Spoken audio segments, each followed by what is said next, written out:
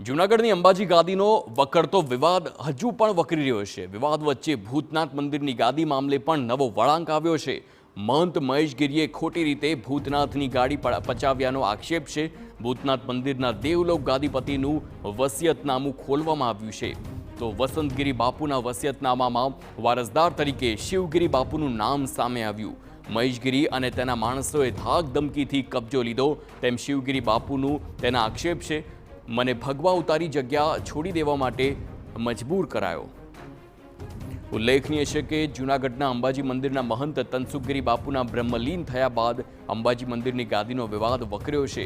ગાદી પરના હક મામલે ભવનાથ મંદિરના મહંત હરિગીરી બાપુ અને ભૂતનાથ મંદિરના મહંત મહેશગીરી બાપુ વચ્ચે આક્ષેપ પ્રતિ આક્ષેપ યથાવત છે, પરંતુ હવે તેની વચ્ચે નવા વિવાદે જન્મ લીધો છે અને તે એ છે કે ભૂતનાથ મંદિરના મહંતનું પદ મહેશગીરીએ બળજબરી અને ધાક ધમકીથી પચાવ્યું છે। પાર્થિવ શરીર જ્યારે અમે બાપુના અહીંયા લાવ્યા એ દરમિયાનમાં ભૂતનાથની અંદરથી કોઈ પણ લોકોએ જે આ મહેશગીરી કહેવામાં આવે છે, જે પોતાને ભૂતનાથનો ગાદીપતિ અત્યારે ઓળખાવે છે અને એમ કહે છે કે હું આમનો ચેલો છું ને આ ગાદીનો વારસ છું, જેવું કહે છે એ વ્યક્તિએ ત્યાં તાત્કાલિક અડધી કલાકની અંદર પાર્થિવ શરીર અમે લઈને આવ્યાના અડધી જ કલાકની અંદર એના કહેવાતા સમર્થકોને લઈ અને મંદિર ઉપર કબજો જમાવી દીધેલો હતો।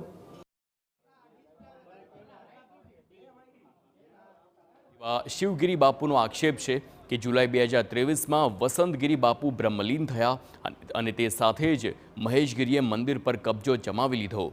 જૂના ટ્રસ્ટીઓને બળજબરીપૂર્વક રાજીનામું આપવામાં આવ્યું અને શિવગીરી બાપુને પણ એમ કહીને હાંકી કઢાયા કે અહીં ક્યારેય પાછા ન ફરે, નહીં તો મજા નહીં આવે। શિવગીરી બાપુનો આક્ષેપ છે કે મહેશગીરીથી તેમના જીવને જોખમ છે। છેલ્લા ઘણા સમયથી તે ભાગતા ફરી રહ્યા છે અને હાલ એક ખાનગી કંપનીમાં ડ્રાઇવિંગની નોકરી કરી જીવન ગુજારી રહ્યા છે। અને એ દરમિયાનમાં મને અંદર બોલાવી અને ત્યાં કાયદેસર રીતે ટૂંકમાં એમ કહેવાય ધાક ધમકી સામદામ દંડભેદ જે કાંઈ કહેવામાં આવતું જે ઉપયોગમાં લેવામાં આવતું હોય એ બધું લઈ મને એટલું કહેવામાં આવે છે કે હવે તારી કોઈ સેવાની જરૂર ભૂતનાથ મંદિરમાં નથી। હવે તારે ભગવા પણ ઉતારવાના છે, અહીંથી પણ જવાનું છે અને જો પારી વખત આ રીતે તને જોવામાં આવશે તો મજા નહીં આવે ને જે કાંઈ થશે એનો જવાબદાર તું રહીશ, હવે તું જઈ શકે છે।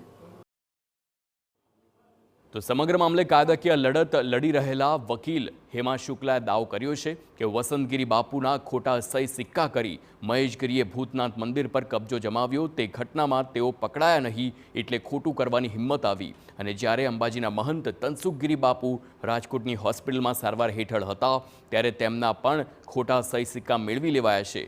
માત્ર ધાર્મિક જગ્યાઓ જ નહીં પરંતુ અબજો રૂપિયાની મિલકત પચાવી પાડવા મહેશગીરીએ કારસો રચ્યો છે। એક વર્ષ પહેલા ચીખલિયાની હોસ્પિટલમાં આ અંગૂઠા કાંડમાં ફાવ્યા, આવી જ રીતે આખી ગેંગ લઈ જઈ હોસ્પિટલમાં નકલી વીલ વગેરે ખબર નહીં કોઈ દસ્તાવેજોમાં સહી કરાવીને ભૂતનાથનો કબજો લઈ લીધો। એની સામે કોઈ એક્શન ન લેવાયા, એને પરિણામે ફરીથી એ લોકો એ ગોકુલ હોસ્પિટલ કાંડનો અંગૂઠા કાંડ પેલો કરવા તૈયાર થયા।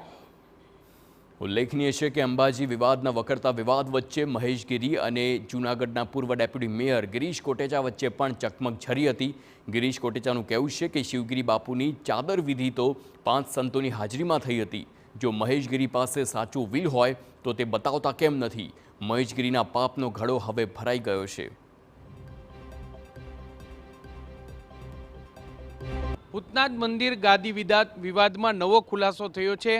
જે વસંતગીરી બાપુ કે જેઓ ભૂતનાથ મંદિરના ગાદીપતિ હતા તેમનું વસિયતનામું છે તે ખોલવામાં આવ્યું છે અને તેમાં તેમના શિષ્ય તરીકે શિવગીરીનું નામ સામે આવ્યું છે। મારી સાથે જે પૂર્વ ડેપ્યુટી મેયર ગિરીશભાઈ કોટેચા છે। ગિરીશભાઈ, જે રીતે આખી લડત તમે ચલાવી રહ્યા છો અને હવે એ વસિયતનામું ખોલ્યું છે, શું નવા ખુલાસા થયા છે? આજ તો ઉપરવાળાએ લાજ રાખી, કારણ કે આ વસિયતનામું છે એ શિવગીરી પાસે હતું અને જ્યારે બતાવ્યું ત્યારે ખબર પડી કે ભાઈ આપણે આ ખોલવું નથી, આપણે બધા પત્રકારોની હાજરીમાં આજે જે ભૂતનાથ દાદા એ જે કર્યું વસંતગીરી છેલ્લું વિલ કરી ગયા છે શિવગીરીના નામનું। મેં તો આજે એ કીધું કે મારે સોરઠના જે સાધુઓ છે કે જે તપશ્ચર્યા કરે છે, રાત ને દિવસ ગરીબ માણસોને ઉપયોગી છે, આ પરપ્રાંતવાળા જે આવીને આખો ગિરનાર કબજે કરવા માગતા હતા, એના માટે હું ટૂંક જ સમયમાં આખા સોરઠના જે સાધુઓ છે, જેણે તપશ્ચર્યા કરી, જેણે જગ્યાને જાગૃત કરી છે, એનું હું ટૂંક સમયમાં સંમેલન બોલાવવાનું જુનાગઢમાં. ગિરીશભાઈ, દૂધનું દૂધ પાણીનું પાણી થઈ ગયું આ વસિયતનામું આવીને, શું કહેશો? આવું તો બાપુ મા અંબા પણ એને ખાય, કારણ કે રાતના અંગૂઠા લેવા જવું એ કેટલી વ્યાજબી વાત છે. તમે વિચાર તો કરો, ક્રિમિનલ માણસ હોય ને બાપુ, કોઈને ધોકા મારે અથવા કોઈને છરી, રાતના મરેલા આ બે એવા કિસ્સા બન્યા. એની હિંમત એટલે ખુલી ગઈ કે આ અંબાજી મંદિરનું જ્યારે બન્યું એની પહેલાં તો એ ભૂતનાથના આવી રીતે સિક્કા લઈ આવ્યો હતો. હવે આનું આખી ચેલેન્જ થાય, ચેરિટી કમિશનર રાજકોટમાં દાખલ થાય, એ જ ચેરિટી કમિશનર નક્કી કરશે ને સાચું વ્હીલ કયું છે. હવે એની પાસે જો વ્હીલ હોય ને તો તું બતાડતો ખરો, તું બતાવતો કાં નથી? આટલા વખતથી બધા બોલે છે, કઈ છે, તો તું ભૂતનાથમાં તું બેહી ગયો. એ જ રીતે તે અંબાજીમાં સાઇન્સ સિક્કા કરાવ્યા છે, તે વિડીયો રેકોર્ડિંગ કર્યા તો એ પત્રકારોને આપે. તારા વ્હીલમાં તું તારી બાપુ હતા વસંતગીરી બાપુ, આનું તો શિવગીરીમાં તો 5 સંતોની હાજરીમાં એની ચાદર વિધિ થઈ. એટલે આ બધું બાપુ ખુલશે. પાપનો ઘોડો ફૂટવાનો ફૂટી જ ગયો, સમજી લો ને. કાયદા એટલે પહેલાં આનું નક્કી સરકારને, આ ચેરિટી કમિશનર કરે ને. તમે કોઈ દસ્તાવેજ નોંધાવવા જાઓ, કોઈ તમારે ટ્રસ્ટ કરવા જાઓ, તો એનું હંમેશા charity commissioner, Junagadh charity commissioner, પછી રાજકોટ આવે, અને રાજકોટથી પછી અપીલ પણ અમદાવાદ સુધી થાય. પણ હવે પછી આ જે વ્હીલ ખુલ્યું જ ને એ ચેરિટી કમિશનરમાં ખરાઈ માટે મોકલશું. એ જ ચેરિટી કમિશનર બોલાવીને નક્કી કરશે કે આ કોણ સાચું છે. સ્પષ્ટપણે એટલે હવે કાયદાકીય લડત છે તે આગામી દિવસોમાં કરવામાં આવશે. ને હાલમાં જે મહેશગીરી છે તેનો ભાંડો ફૂટી ગયો હોવાનો દાવો છે તે કરવામાં આવ્યો છે, કારણ કે ભૂતનાથ મંદિરનો વિવાદ હોય કે અંબાજી મંદિરની ગાદીનો વિવાદ હોય, બંનેમાં મહેશગીરી દ્વારા ખોટા દસ્તાવેજો રજૂ કરવામાં આવ્યા હોવાનો પણ એક આક્ષેપ થયો છે. નવો જ વળાંક આ કિસ્સામાં આવ્યો છે ને જોવાનું રહેશે કે આગામી દિવસોમાં કાયદાકીય લડત છે તે કયા પ્રકારની થાય છે. કેમેરા પર્સન ભાવેશ લશ્કરી સાથે મોહિત ભટ્ટ, TV9 રાજકોટ.